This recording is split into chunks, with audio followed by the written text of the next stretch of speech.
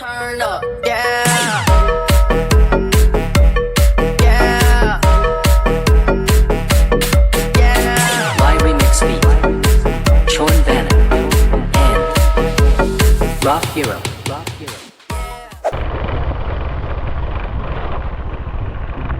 Ok. Hả? Nào nào. Dạ vậy. Chiều. Hơi nhỉ. Có cất liệu rồi. Rồi.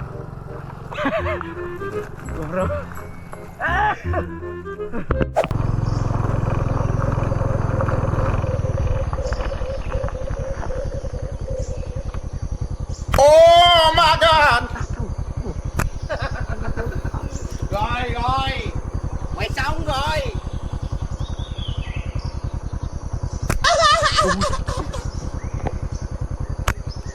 hot ហើយមែនទេបើ hot ណាស់សម្រាប់ខ្លះទៅជីវិតមិនមែនត្រូវការឲ្យអ្នកចាំបាច់ត្រូវតែពូកែរាល់ថ្ងៃនោះទេវាគ្រាន់តែសុំឲ្យអ្នកកុំចោះចាញ់ងាយៗប៉ុណ្ណឹងបានហើយ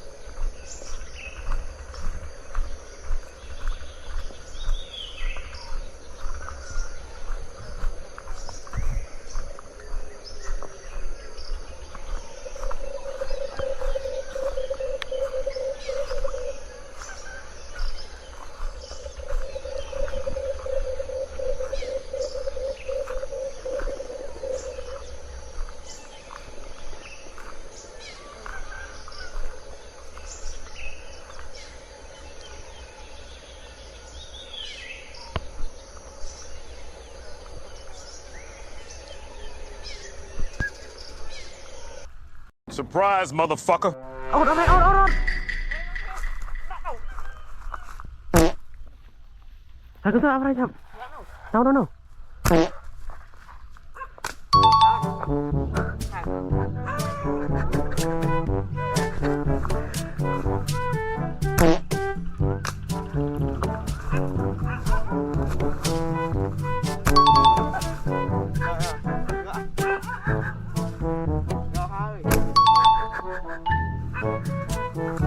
Cái mày kìa. Ô đó cái tơi lên như này. Lại ngồi. Anh lo đi ạ. Anh mau lên này. Quá đẹp luôn Khải ơi. Đừng ơi.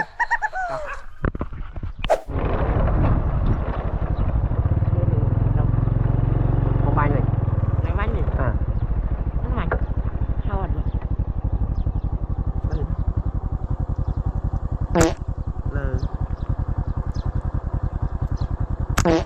Quá là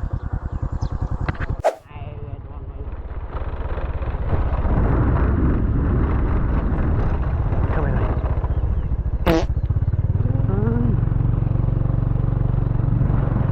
có đây khó nổ đâu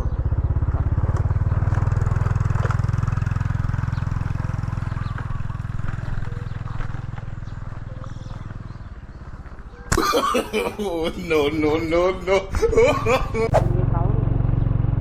đại bàn á, lấy hiện trời mà lo hai khách mua ông anh này mà Oh my god, bro. Oh, hell no, man. What the fuck, man? Get your ass on, boy. You get your goddamn ugly ass on. hai đâu được hai lẻm này đẹp bề rồi Quá đẹp luôn Khải ơi. chơi video rồi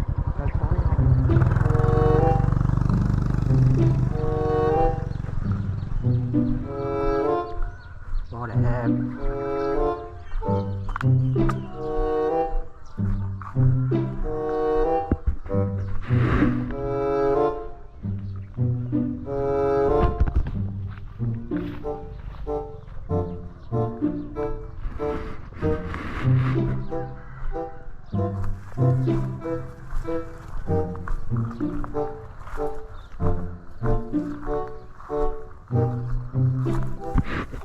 Một đẹp.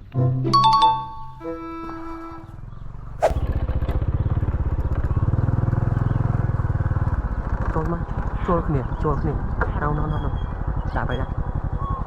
Spade. Đôi lẹ. Mờ. Nó. Đâu rồi nữa trong pì. Bắt lẹ hả?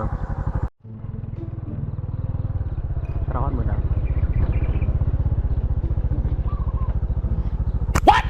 Lui. What the fuck? Đặt mà lâu ơi. Dạ. Lui qua. Rồi mày xong rồi.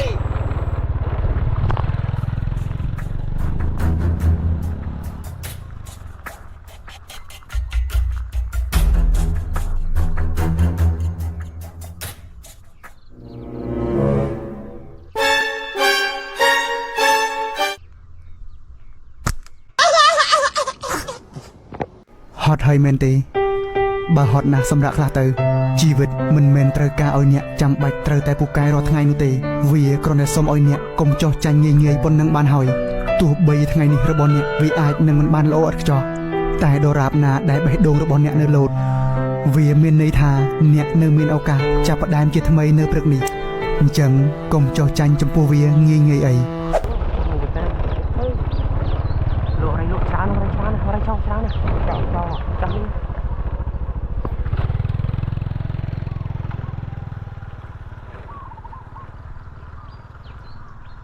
It was at this moment he knew. He fucked up. NANI?!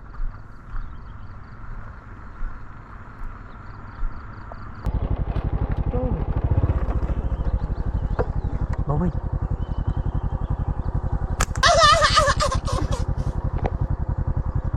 Mờ. Udah marah. Don't raw aja. Tôi. Dulu. Eh?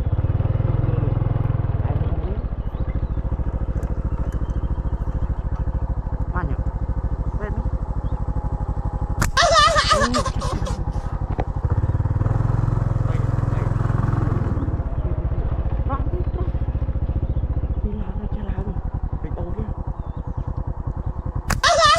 Chết à, vào tay vậy. Khơi, một khơi nhé. Đồ mày nhiều rồi.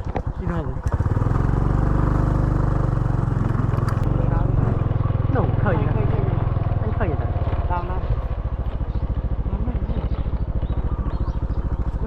Anh ở nhà này.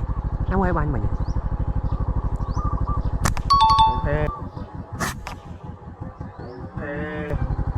Ngoài bàn mình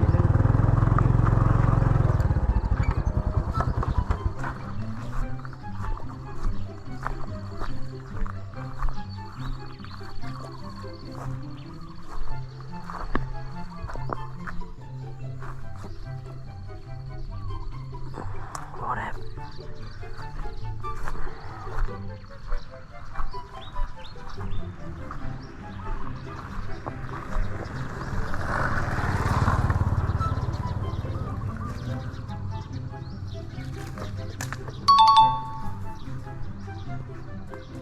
Em cho cô rồi Terang makan pidong kan? Nghe terang makan pidong kan? mà cao bây giờ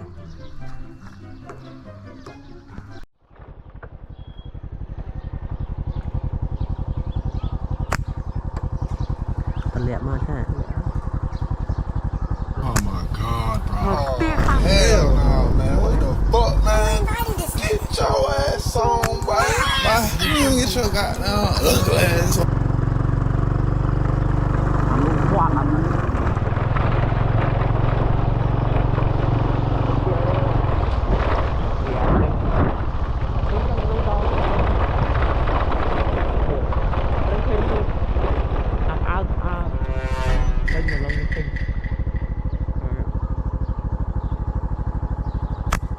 Lên tịch bình thường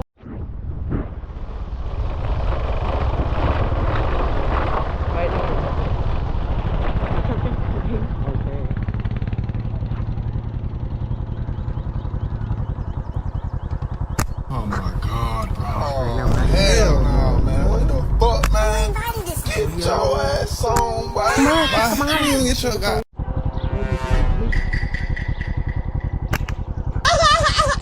Ô đi. Đây. Đây. Chọn. Có bao nhiêu không? Cú bờ đây. Đắp xuống cái tròn. Đây nè. Quá đẹp luôn thầy ơi. Đây nè. Nó nhau anh mẹ tròn nè. Ha.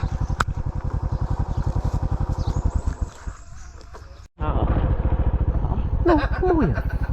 Rồi. Mày xong rồi.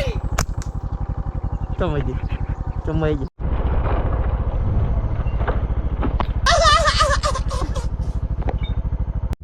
Bà xem anh lùi vào bánh san mình trâu.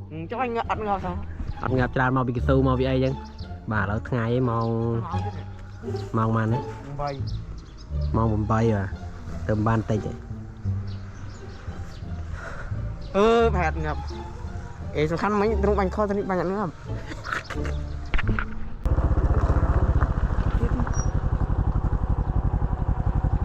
What the hell? Tao muốn rất trâu ra cái My chuyện.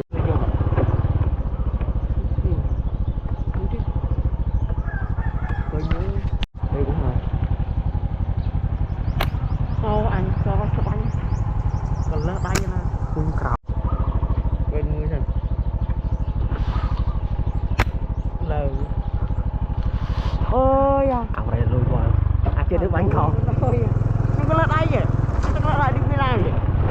Nó lỡ tay chắc đang ra cái rồi thì. Vui không? Đây vô mình. Đúng không? Bạn đâu nữa. À lùi vào ra rồi. Ôi, cái trang ở đồn bay với trang ăn. Trang ăn. Chuyện này ra. Đại lùi vào này. Sao này một cái video đâu vậy? Kê nó có. Kê nó có mình. Ôi, không đâu kê thôi.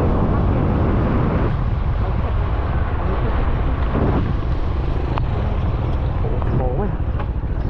Nổ nó mùi vậy. Anh nhận vui đó anh.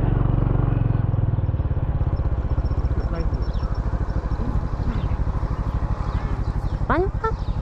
Tay lâu à? Tay bánh con à?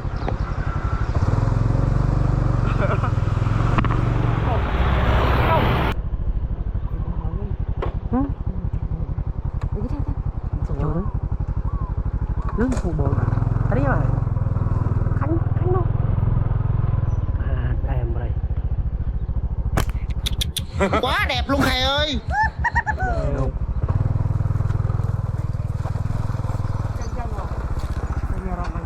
Nè. Ở đây nhắm chạy riêng lên tay.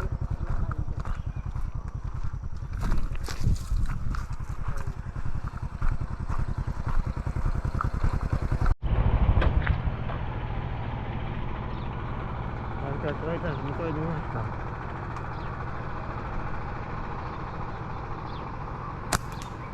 Đó.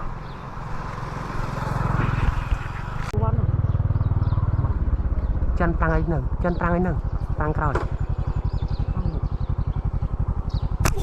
Đây có ba ở đây. Nè. Phải chạy. À lùi vào. Chứ? Cái chặt, áp vào đây cái chặt. Đây đi bài rồi.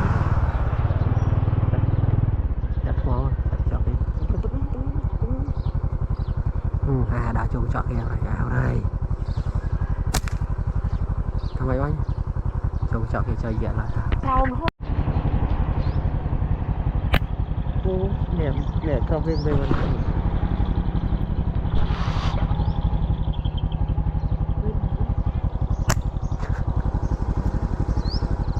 Xua lùi quá.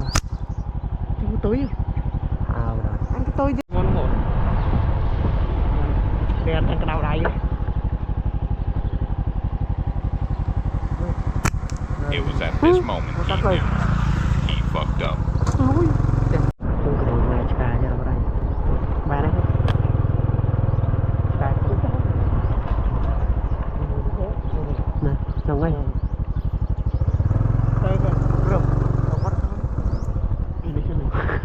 Thôi thật lớn. Vài cái tôi lại. Tin nó mà. Nè. Tôi thật lớn rồi. Quen không à? Bay được.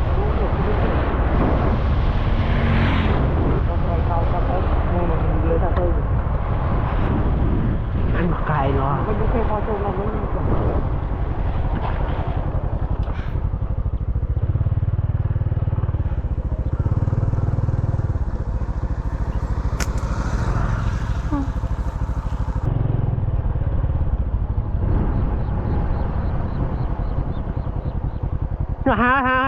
Hai Phát mà Cái tình việc thường thời cũng sắp chết đại thôi nhỉ. Chết qua Cầu khi cầu mà có gì hay khơi nhận lên tí chứ mấy Sbet vô đi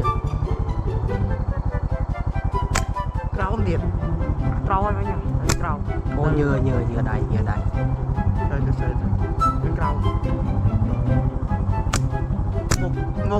một đầu cho anh mới chừng ở đây riêng trong tay trong mình trong tay làm đeo đây cắt lơ đi không mấy cái nó là người nhỏ về mình đã tàu một lần ấy con này nó thằng cái này về xa rồi người thật lên ngày vậy không vật đấy lên ngày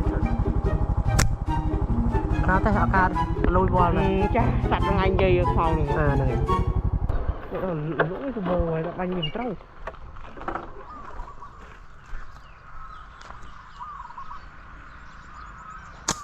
không đi đâu Trào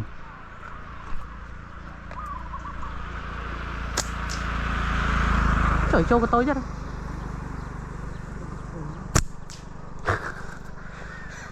Trừ ơi nghe này đôi khiên à Trừ ơi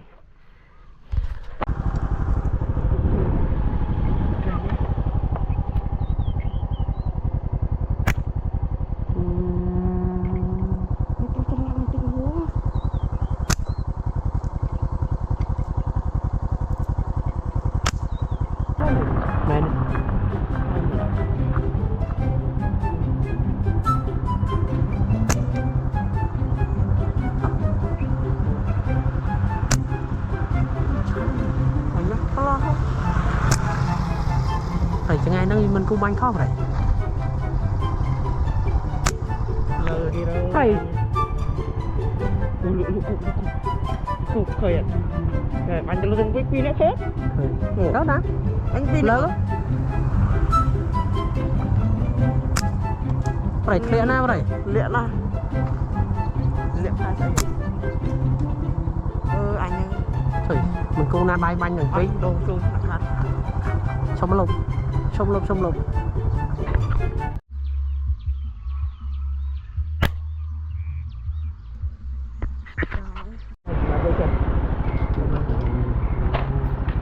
trời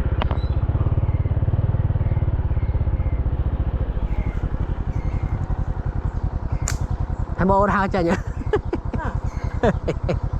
nó đau nè đau đây rồi ní đau nè cái đám này bánh hết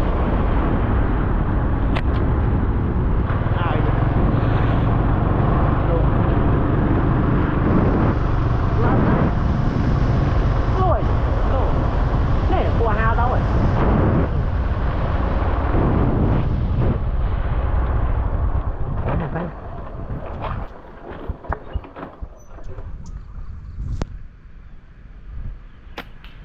con cà phê kia ơi thôi nhá kia ba đi phi nghe đấy ồ anh em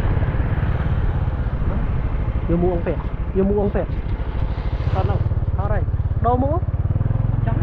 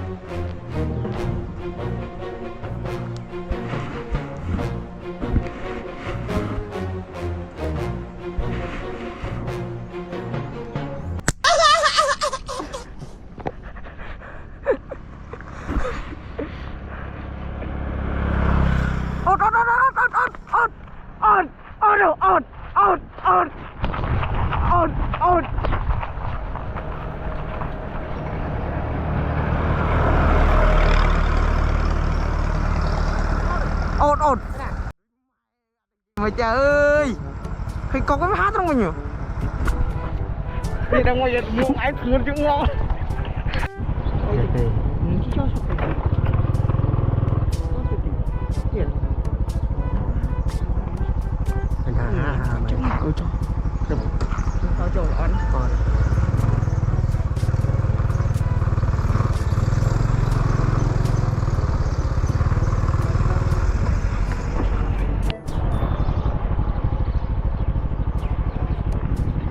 Bánh chất bền.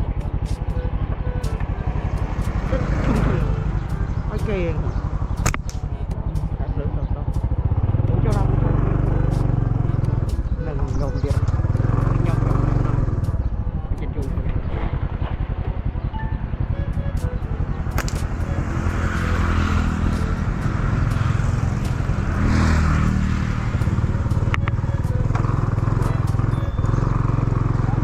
Ồ, mấy chừng. Lọc kẹp lời tiền. Ngọc ai kê nó ai gì.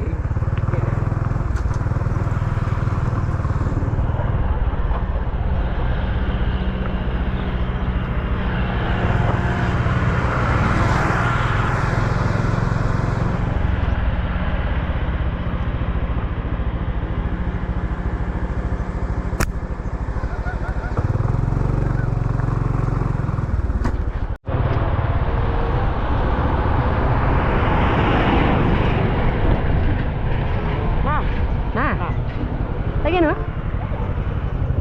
Nào lúa. Nào nè. Khơi á. Nó cái tôi lụa. Khơi à? Khơi. Ủa, cuồng thốn ra.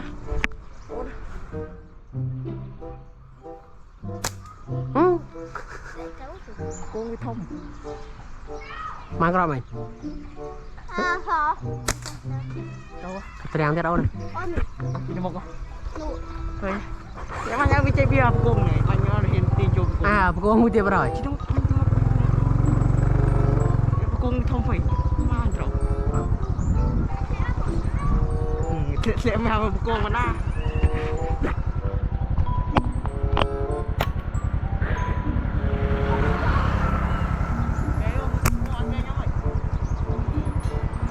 Cô mà con ăn đấy à? Về rồi. Macam dia. Ni kayak.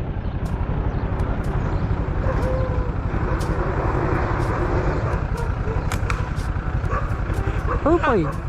Dah. Kamu ketemu. Mai dengan macam apa? Bình dulu.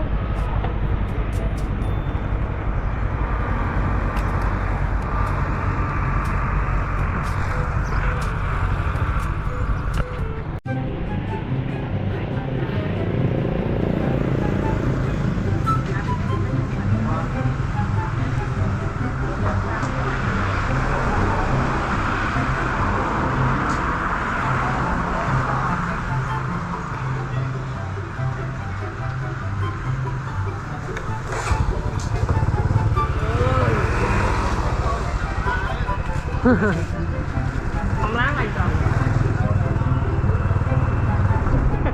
Đấy, không ta.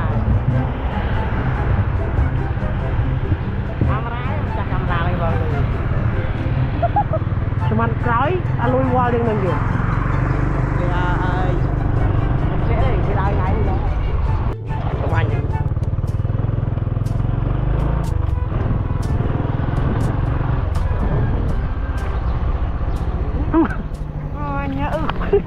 Đâu biết mãi.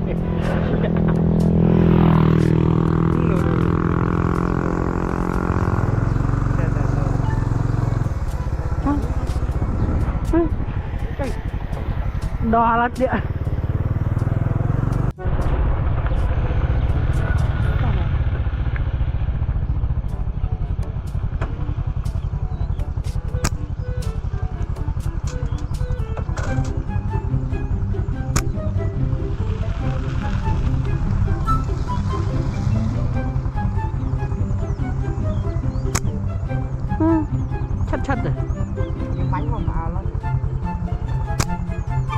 cô Trần